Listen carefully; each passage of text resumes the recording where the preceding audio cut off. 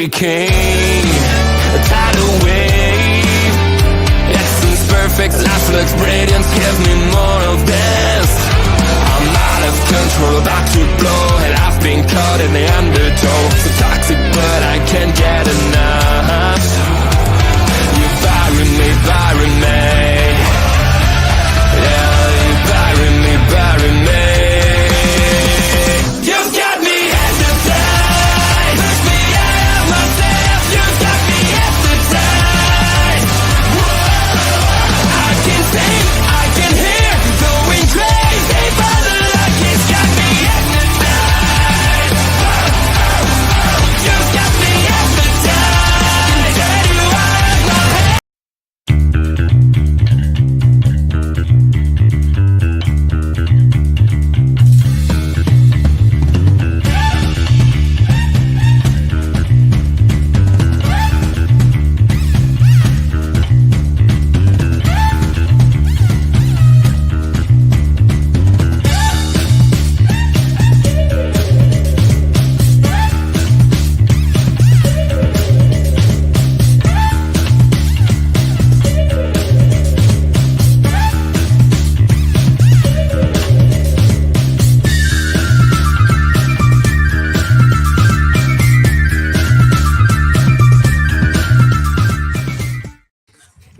Now that was a whole bunch of fun. Hello, everybody, and welcome to the WWE Backlash post show. And that intro definitely doesn't do any justice to what we saw on the card here tonight.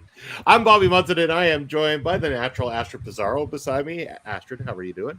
Bonjour! I can do that. There we go. It feels very apart with it. No, doing good. How are you? I'm doing wonderful. And bonjour to Ed as well, too. Ed, thank you for joining us. How are you doing? OLED. ¿Cómo se va? What? Nobody? Come on. Ça va bien et toi? See, that's all I can do. use Duolingo for Spanish. Well, we're not in any Spanish-speaking country. I'm sorry. Well, then I'm going to be useless here.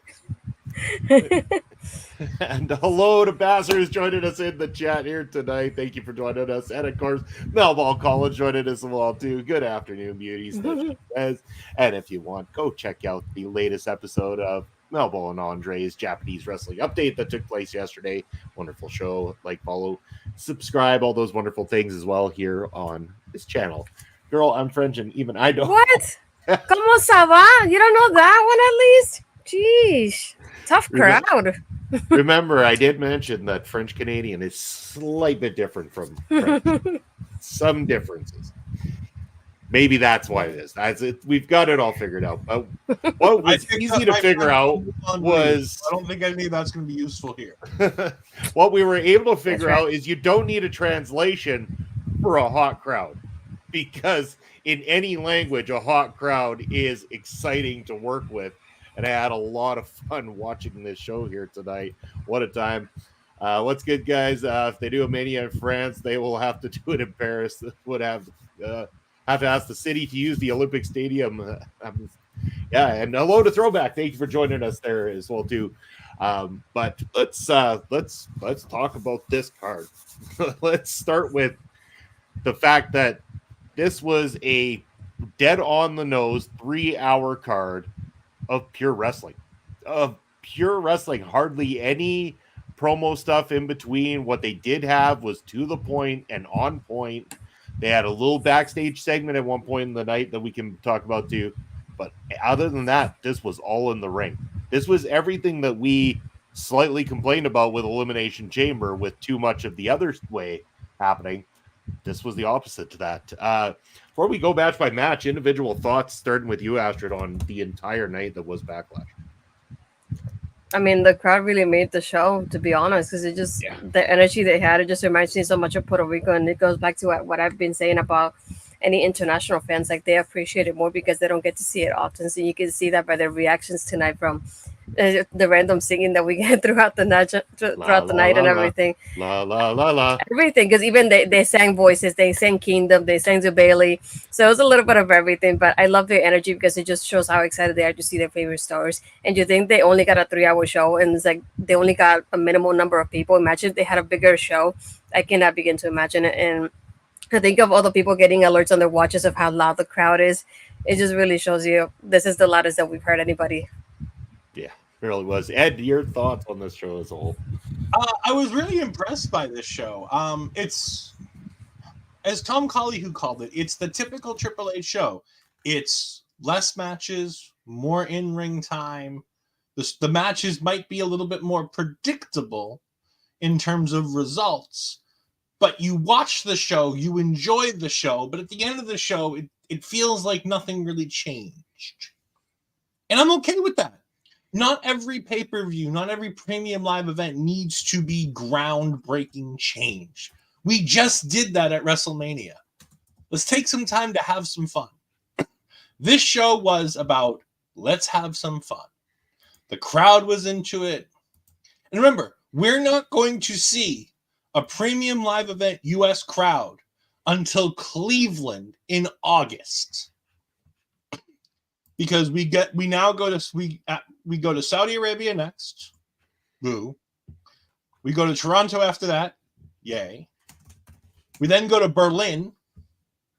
And I don't know if Berlin is before or after SummerSlam, but we either go to Cleveland, then Berlin, or Berlin, then Cleveland.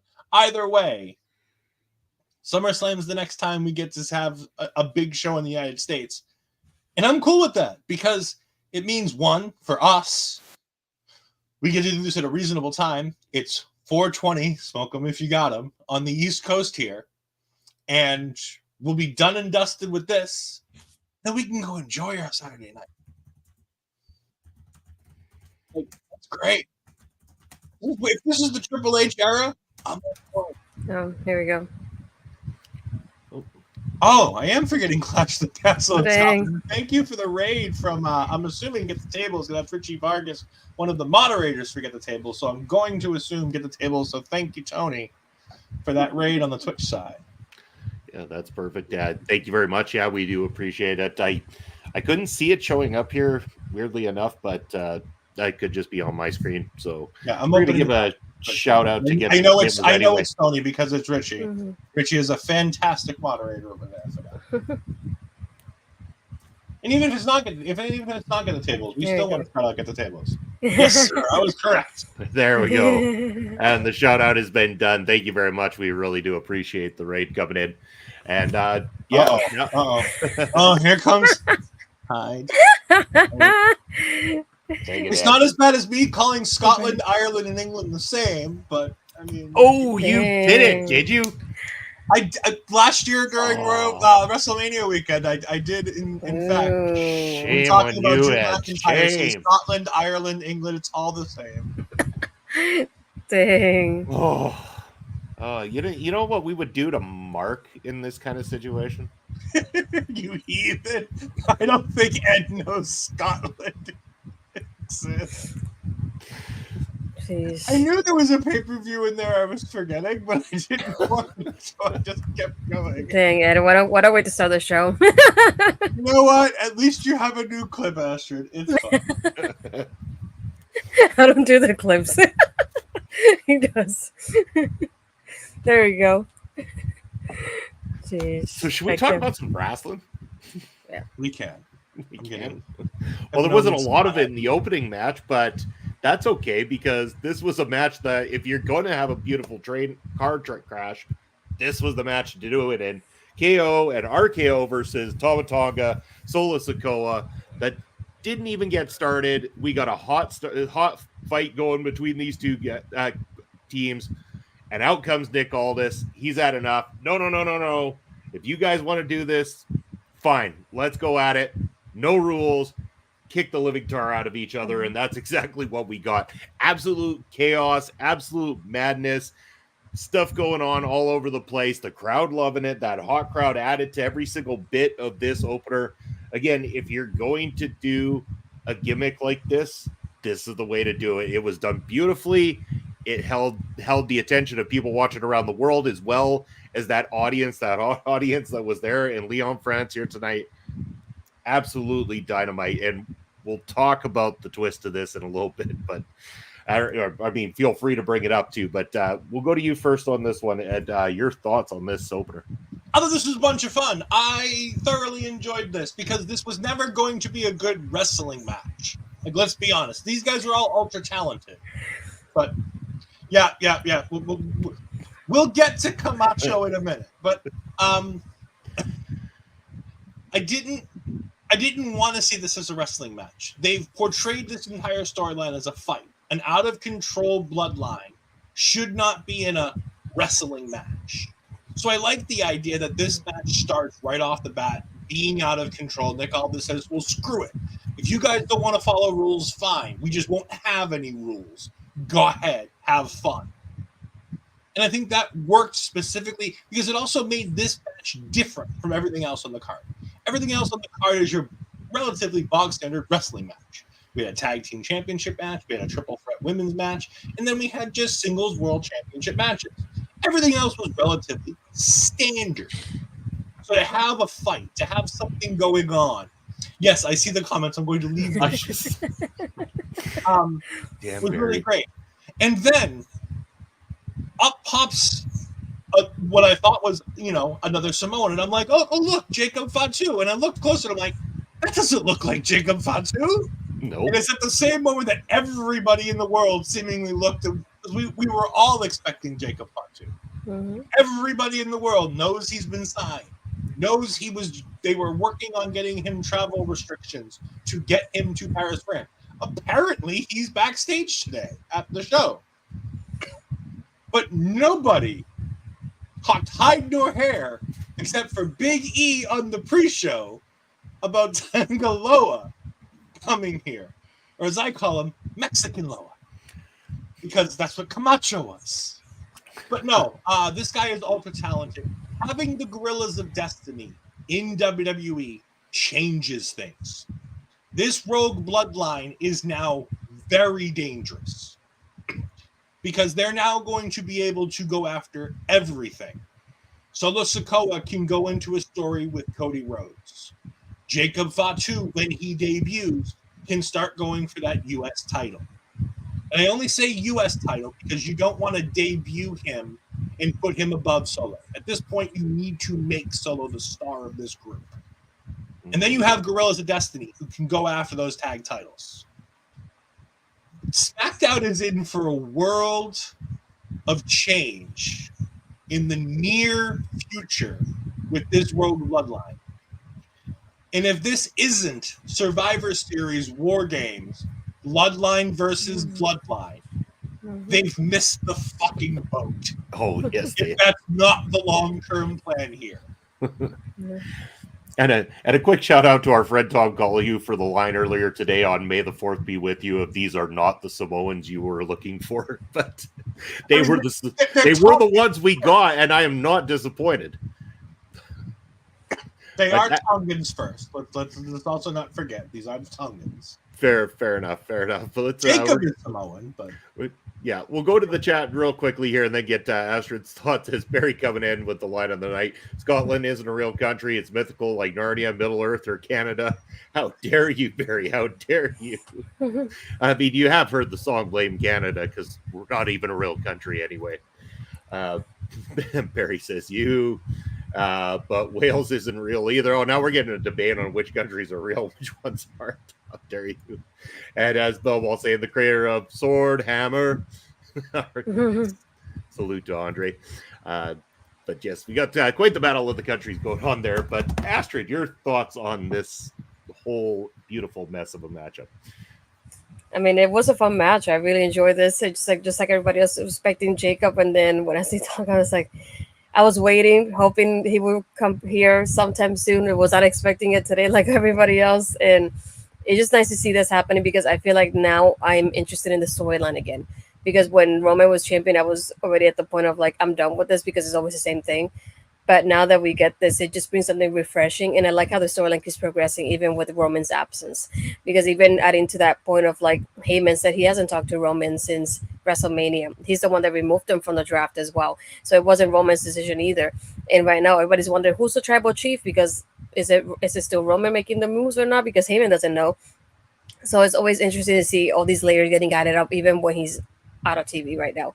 And like, the part that Ed was saying about the war games, like, just perfectly set up for this. You think of, like, who would have thought that we would get them, Tama and Tangaloa here, and to get this involved here in so many things, and to have the New Japan mentions, not only from the kickoff but during the show as well, is so some of those things that it wouldn't happen before. We wouldn't have been getting backgrounds on who they are because of New Japan and their backgrounds. So that now we're on the Triple H, we get to get the background story on those. So it's like, for those that don't know, they get that background story there, and it's nice to see them getting mentioned and not getting passed up as they're like new people that we don't know who they are, and it's nice to see them making those connections there as well.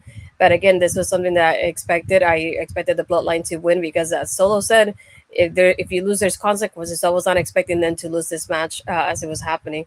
But again, very interesting story going forward. I'm looking forward to how this goes up in SmackDown. Now SmackDown feels hot again.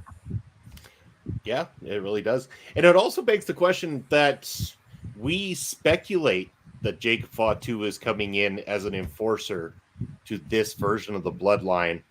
Nobody is talking about the fact that maybe Jacob Fatu comes in as a forcer to help, say, another side of the Bloodline with the internal battle going on.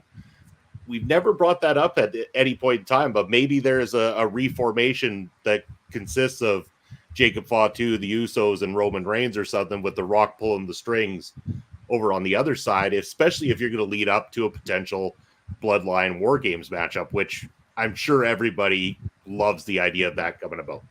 And that's where you bring in Hikuleu. Like, that's where you bring him in. He's the fourth for that side. He's the big guy on that side. Yeah. Because I think Rock is going to be tied up with Cody. So I think you can tell these two different Bloodline stories where Rock divorces himself from the Bloodline to deal with trying to take the title from Cody, while Roman is solely focused on becoming the tribal chief, taking back his title, not his championship, but his title. Yeah. And I think that building to a big match between Roman and Solo at next year's WrestleMania, I think is a fantastic idea. And you build to that by building these two bloodlines on two different shows.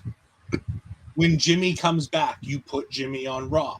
You debut Jacob on Raw with Roman, so that Roman can keep him under control, so that he doesn't get into any trouble. Make sure he shows up for his events, because we all know, especially the MLW fans, Jacob is kind of known for, shall we say, missing an event or two. Hey, he never missed the MLW ones. He always showed up for the MLW ones. Well, yes, that's because those are bigger paydays than the indies that he was taking their money and then not showing up for. Not if you ask some of the people who've been there before. This is different. We do have Megan coming in saying Triple H confirmed. We've seen all over the place that, yes, people are absolutely getting decibel, which is crazy to think that we're getting decibel alerts at friggin' wrestling shows. That's so great. Oh, it's awesome. He's also just mentioned Shadi Khan's re-election as the mayor of London. Hey, I'm all in favor of a London WrestleMania. Let me tell you. Oh, yeah. WrestleMania is going to be at 2:00 in the afternoon every day. I'm fine with it. Yeah, let's do it. I love these pay-per-views that are on during the daytime, so we can do these post shows. And then by the time it's all said and done, it's time to eat and drink and have a good old time. I've still got a Bruins game to watch tonight when they destroy another Canadian relic in the Toronto Maple Leafs. Yeah, well, whatever. It is what it is. It's just hockey. I do kind of want to get to bed at 9:00. If the hockey game's done by then, that'll be great. It only when was the last time that you got to bed at 9:00 at night, Ed? Good point. I was probably working the overnights, but that's besides the point. Let's go ahead and talk. Let's move on and let's talk triple threat here. It was absolutely tiffy time in this triple threat match. And it was a good one. I'll be honest. I really enjoyed this. I thought these three had very good chemistry. They worked well together. And at the end of the day, the right decision was made. Bayley pins Naomi, which doesn't hurt Naomi in any stretch of the imagination. Tiffany Stratton continues to come out of these matches with these big stars getting better and looking better than ever.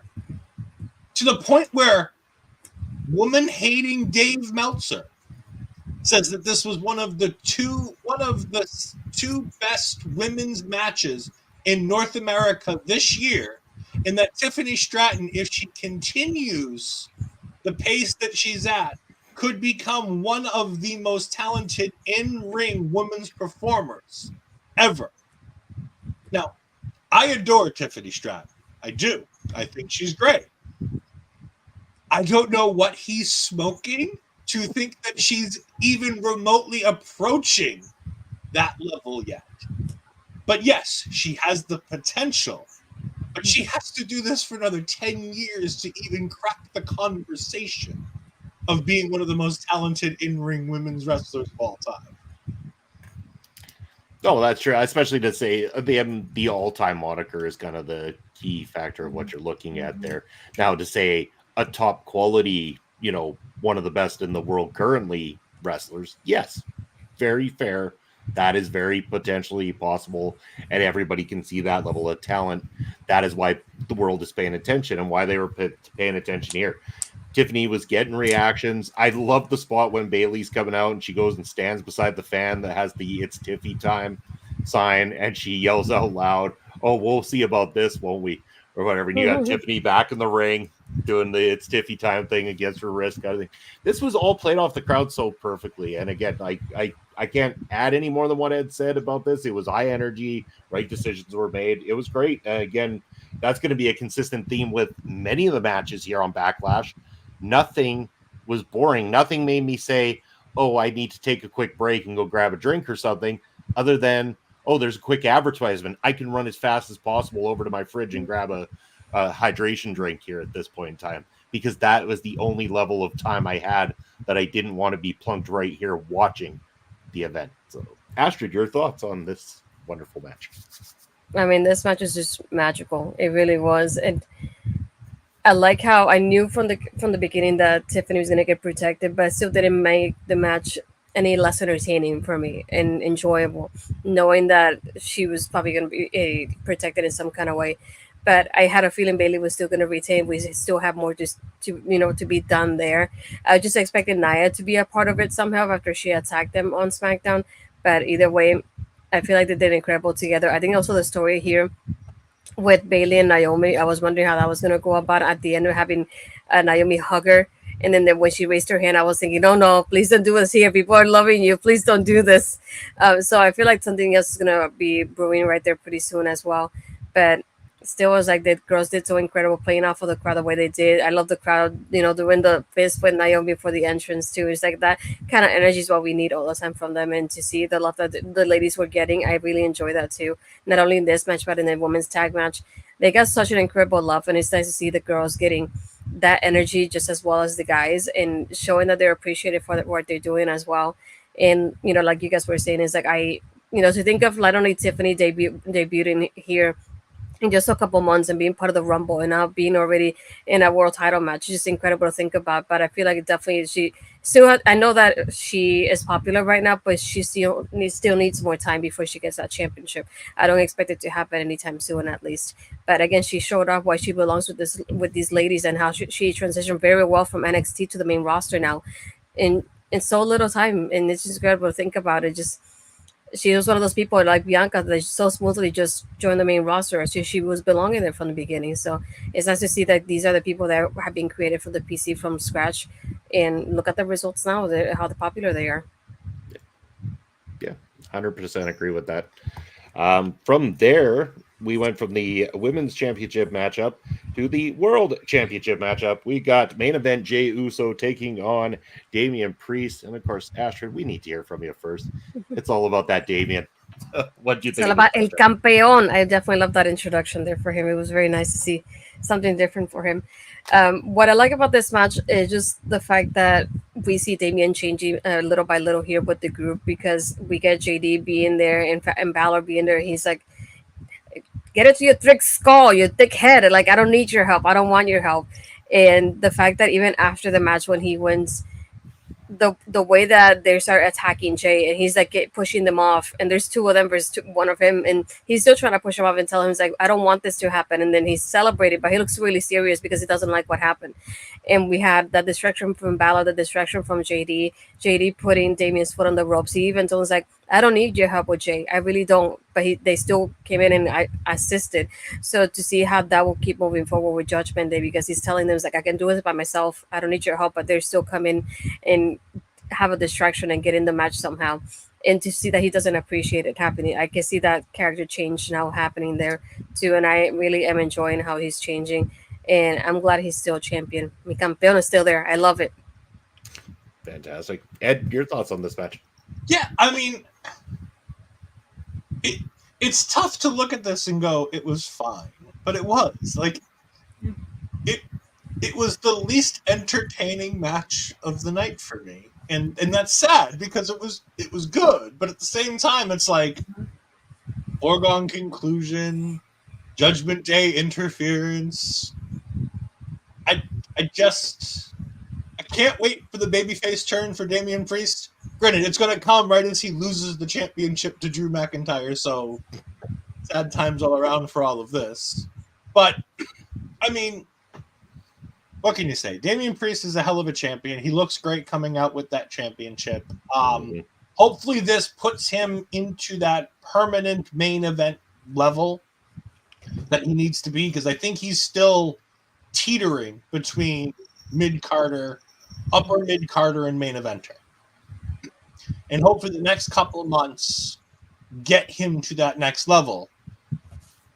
I would like to see in Saudi Finn Balor versus Damian Priest.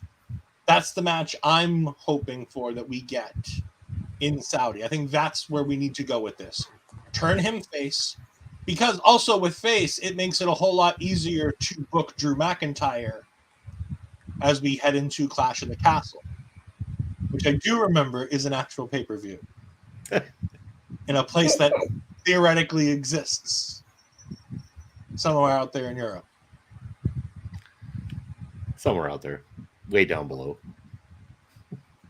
It's somewhere. It's somewhere. Yeah, I mean, I can definitely see where you're coming from on this, Ed. Again, it sounds nitpicky to say it's your least favorite or less entertaining matchup, because nothing about it was really not entertaining. I think it was just, you knew where it was going, you knew what to expect, but nothing about what they did inside that ring was bad. I mean, especially coming off of what we saw between Jimmy and Jay at WrestleMania, this was a hell of a step above that, especially for main event Jey Uso, who still looks strong in defeat here. Don't get me wrong. Like, he's still, I don't know that I necessarily buy main event Jey Uso as main event Jey Uso. He's over as hell. I just don't know if I buy him as a future world champion. But yes, definitely a mid-card champion or Intercontinental US title. I can buy into that a little bit more. But it was a quality matchup between two quality wrestlers. I think that, again, it helps solidify Damian a little bit stronger, and I hope that they continue to solidify Damian stronger so that even when he does drop the title, that he can still be in that picture, and maybe that this is only the first of multiple title reigns that we'll get out of Damian Priest. Yeah. Can we also just talk for a quick second before we move on to the next match about match times? 19 minutes, 25 seconds for the street fight. Fine. It needs a little bit more time. It's an overbooked disaster mess that I adore.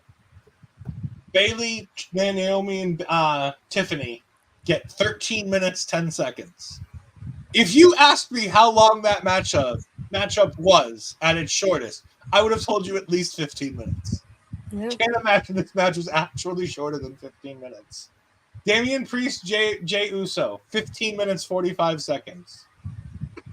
Tag match between Bianca and Jade and the Kabuki Warriors, 17:25. And then Cody and AJ Styles, 27 minutes, 20 seconds.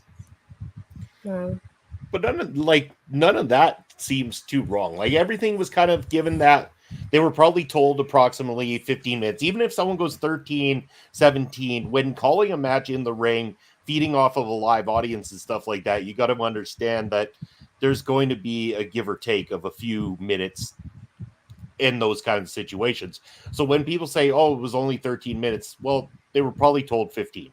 Just like the ones that go 17 or the ones that hit the 15 mark, they're told 15 minutes when the card is designed and what they're told the finish and stuff like that.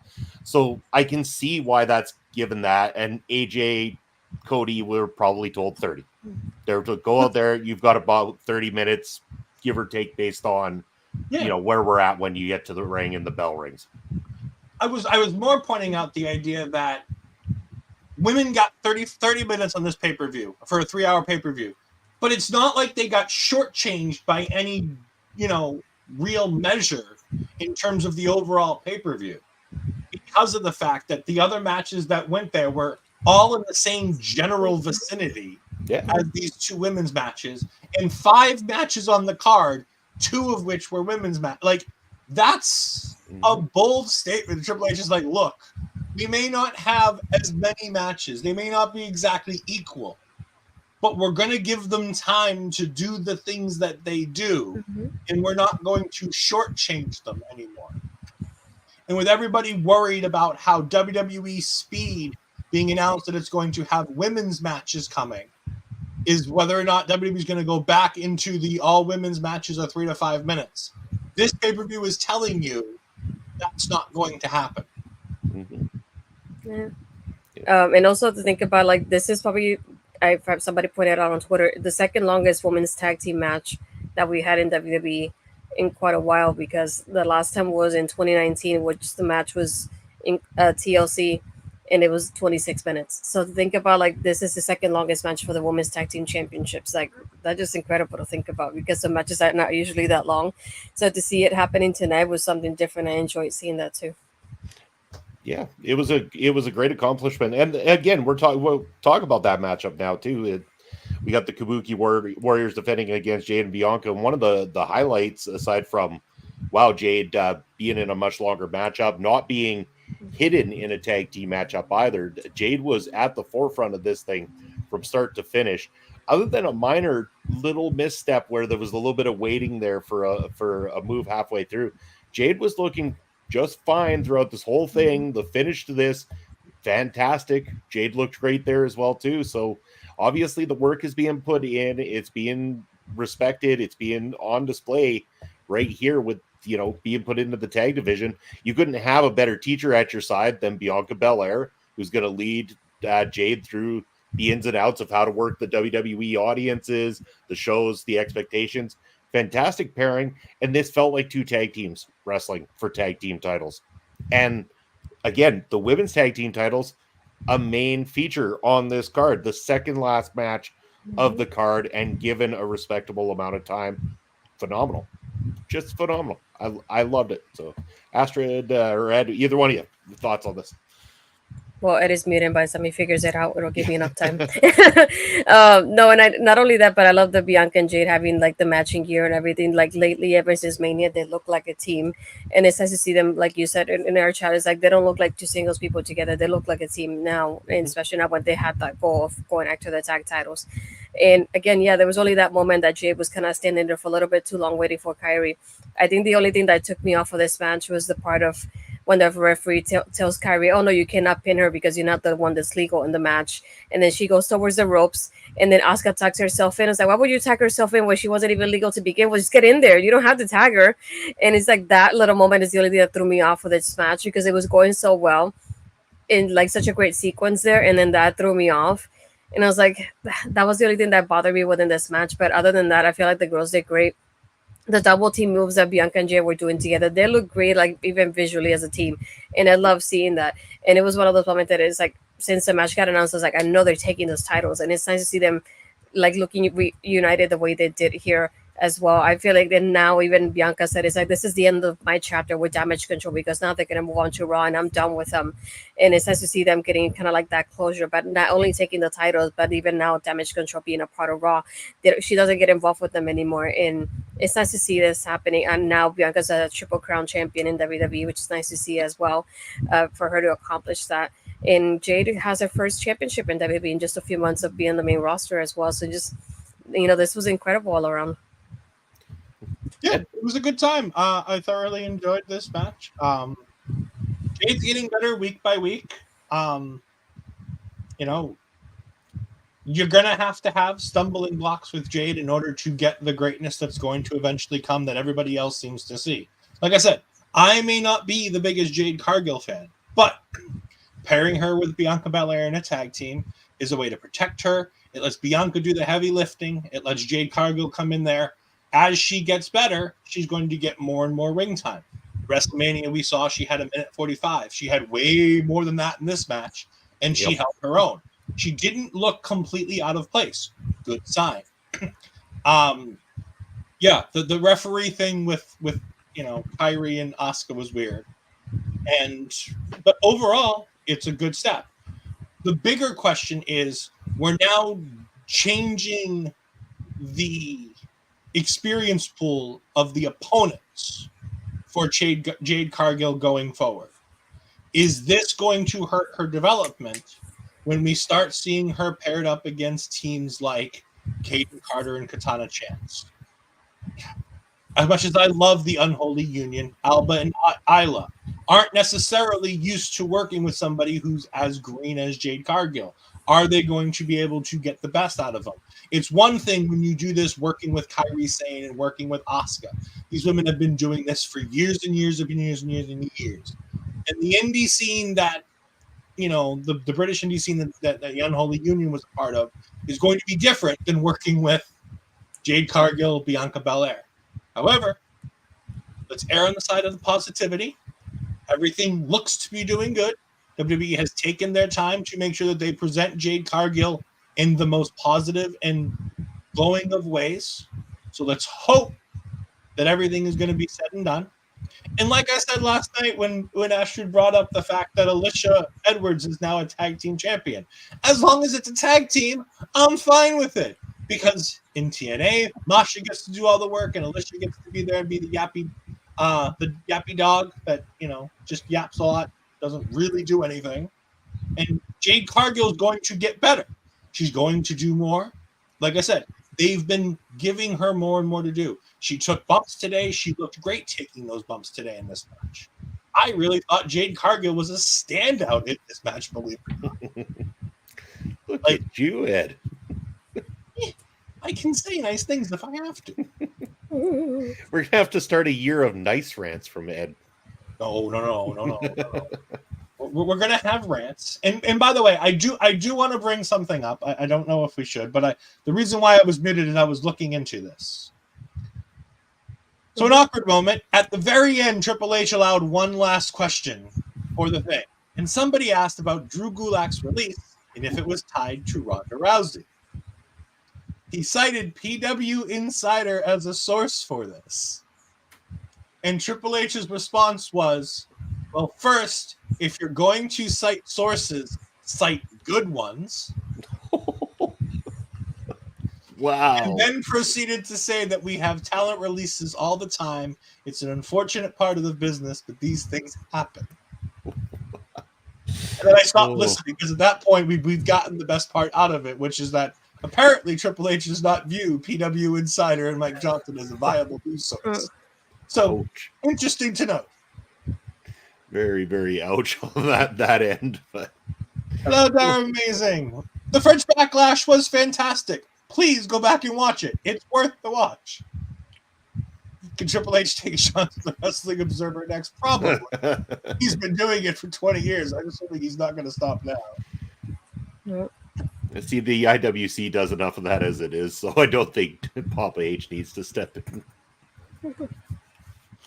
So we got one more to talk about, I think.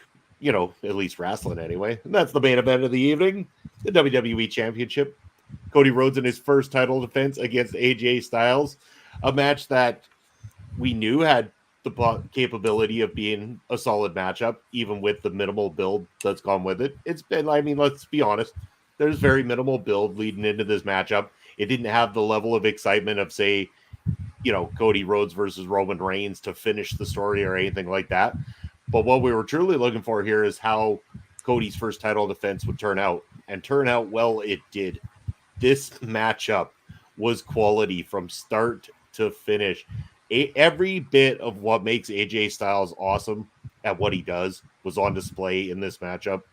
Held up as well by Cody and what he brings to that ring, the excitement of the audience. Everything about this screamed fantastic classic main event, especially for a card like this. This topped everything else in the end. Well done by both these two competitors. This was my match of the night. It was hands down. There was no sleeper. There was a couple of sleepers on here that I thought were great matches. This match stole the show like a main event should, in my opinion. Yep. And we can also announce some breaking news, I believe. Okay. Yay. Yep. Via Fightful, which I'll admit, I'm not the biggest Fightful fan, but their news stories are pretty top-notch. Most of the time they get things right. I'm assuming that this is definitely going to be right. WrestleMania is in Las Vegas, everybody. Ooh. Let's go. April 19th on 420. It is a late one, folks. We're not quite in May like they thought we were going to be. April 19th and 20th next year. But Nashville goes Vegas. Yeah, I'm going to Vegas, people. No, I thought that was a great match. It's rather tempting. I really enjoyed Cody versus AJ. I thought it was a good match. It did what it needed to do. Like Cody said, it was the beginning of a new story. It was that first step. It didn't have to be the greatest thing ever in the world. It just needed to be a good first step. It didn't Shinsuke Nakamura AJ Styles this, which is nice. It was a dream match that kind of lived up to the dream. Hopefully they can revisit that a little bit going forward. But at this point right now, we can just calm down. We can relax. And we can start to ease Cody Rhodes into another couple just basic ones before we get to Solo Sikoa. And I'm assuming I would do SummerSlam. I would do Solo Sikoa there. I don't think we're getting Rock at SummerSlam. I think we're going to have to wait till Mania in Vegas for that one. Yep. I don't know. We'll see how that goes. For me, though, this match, it's not that it wasn't good, but I feel like it didn't keep my attention the way I hoped. I feel like the opener did better on that end of it. But again, I enjoyed the match. I'm glad these two had this the first time they go against each other, and we'll probably hopefully get a rematch. Because I feel like this is something we would like to see happening again as well. But yeah, I thought it was really interesting. It's Cody's first defense. It's like I wasn't expecting him to lose at any time soon. But again, I feel like the only thing I was thinking about was like, where does AJ go from here after this loss? So that has me really curious. But aside from that, I think it was really fine. And nothing aside from that. I feel like the Mania news in Vegas really took me over this as well now. STG saying the main event was one of my favorite matches in a long time. Good storytelling during the match and good technical wrestling. I agree. Mm-hmm. And we also, going back on, because we all kind of want to talk about Mania now, STG is correct. That is Easter weekend, which is going to be very interesting for WWE. Easter Sunday is on 420 and WrestleMania. My first thought was, dang, so late in April. They're amazing. Also, let Snoop Dogg fight a WrestleMania next year, a.k.a. the one on 420. Drop it like it's hot. Quick look. This will be the latest WrestleMania has ever been in the calendar. I agree. Normally, when WrestleMania moves off that first week or so of April, it normally pushes itself to normally earlier in the year on March. So to push all the way back to the late April is going to be fun. Oh my God. Oh my God. I cannot believe Easter Sunday and 420 all rolled in one on WrestleMania. Bobby, you are not allowed to be on the air. Come on. Come on. No. Mm-mm. We are giving you that night off so you can thoroughly enjoy it. Bobby, be right back, booking my hotel. Support you, which means you're not on the air next year for night 2. So I got to do night 1 instead? You don't have to do any of them. You can just enjoy yourself the whole weekend if you want. I'll just do all the indie stuff. It's okay. Le Backlash, Avion, Personne de Post de Fromage. Something but cheese. I know. I was gonna say. I know cheese at the end. Now I'm hungry. Damn it! Thanks, Judy. Well, you're hungry because we're rounding out the show, but we do want to talk about something. There's other reasons why I'm hungry, trust me. There's other things that we want to talk about as we round out the show. More news was given to us as the King of the Ring is starting to take shape. And we're going to talk about a few of these matches before we head on out of here because we're only 46 minutes in and we got a few more minutes. Yeah. Let's talk about this beefy boy. Drew McIntyre versus Finn Balor. Oh, that's not your cup of tea? All right, fine. How about Kofi Kingston versus Rey Mysterio? No? Still not your thing? All right, how about Ricochet versus Ilya Dragunov? What? Your mock talks wrestling and you're still not entertained enough? Fine. How about Gunther versus Sheamus one more time? That's just the Raw side. Santos Escobar, seemingly Bobby Lashley, Carmelo Hayes are all seemingly three of the people who are going to be on the SmackDown side of that. But you know what? We enjoy talking some ladies wrestling. How about this one? Zoe Stark versus Ivy Nile. Shayna Baszler versus Zelina Vega. That'll be fun. I'll actually really Lyra Valkyria versus Asuka. Her first match on Raw is going to be against Asuka. Io Sky versus Natalya. WWE is literally just playing, let's just throw the best matches we can at the wall on television and see what happens. I have a funny feeling that Lyra's going to go over in that matchup. That's going to be your shock victory. That Asuka's going to do the job to her on that very night. Maybe. I mean, Damage Control is having some issues right now. Io Sky lost her title. Now the tag titles are gone. Just watch. I think I'm going to call it now. It's never been later than April 11th before now. Good luck with travel that week. Yeah, travel for WrestleMania next year is going to be a bitch. Traveling. You know what? Everybody's going to have to stay till Monday. I mean, I have an issue with that. Anyway, so might as well stay the extra day. It's Vegas. Stay the whole week. Yep. Still got SmackDown side to be confirmed, but the Raw side is indeed, as SCG says, a banger.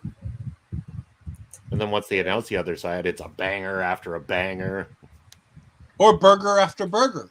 After burger. Geez. Oh, I made a burger. Well, you know what? We need to let Bobby get out of here so he can go get a burger with cheese. So, Bobby, why don't you go ahead and tell us where can we find you on the socials? There's the socials down below. On the X, it's at Real Bobby Munson, Instagram and Threads at Video Bros SK, and on Twitch at @VideoBro_Bobby Munson. You can catch me tomorrow, point of view, 11 a.m. Eastern time. You can also catch me Prairie Pro Wrestling every Saturday with Papa Smokes, and also Thursday nights Papa Smokes with Ring Respect Radio. And thank you, both of you, for having me on the show here today. Yeah. Astrid, where can the good people find you? I mean, if you want to watch the replay, you can go back to Jose on the Air, his channels. He had me earlier with Ella and Kimmy, who's been with us before, all of us on OLE, where he had us earlier for our previous show, Backlash. Again, you can find me on Tuesday with this one right here, doing Taking Over. And then Monday, we'll be doing Talking Takeover. So we get a double dose of us this week. Yay, NXT. Aside from that, you can find Body Slam. You can find my latest interview. So it'll be with Zeta Steele, Emily J. The next one will be Jasmine Lillard, Top Tier. So really excited for that one as well. And other than that, you can find it as it is there. Twitter, Blue Skies, Astrid Pizarro. Threads and Instagram, Astrid Pizarro 20. You can find me on the Twitter at EdFries12584. You can find me on the Twitch at twitch.tv/EdFries2002. That's where I do my gaming when I have it. I'm going to hopefully get into some gaming with some more AFK Journey in the near future. Got to get back into the WWE 2K24 realm. Now the status is free. We can go ahead and get back into a little bit of that. But yes, talking about Talking Takeover this Monday night is going to be a fun one because we are finally at, in my mind, the first great takeover. We are at Takeover Our Evolution, the debut of Kevin Owens, which means we all know what comes next. There are some great matches on this card. There are some matches that you don't remember that were on this card. And of course, we get to go into our Wayback Machine and talk about where people are now. And we're starting to get to the point where people are now coming back that weren't here before. They're coming back. Like Ty Dillinger is going to be on this show, and he's not even in his 10 persona. No 10. No, yeah, I know. But for myself, Ole Ed Fries, for the natural, Astrid Pizarro, for the real one, Bobby Munson. We'll see you next time. Goodbye.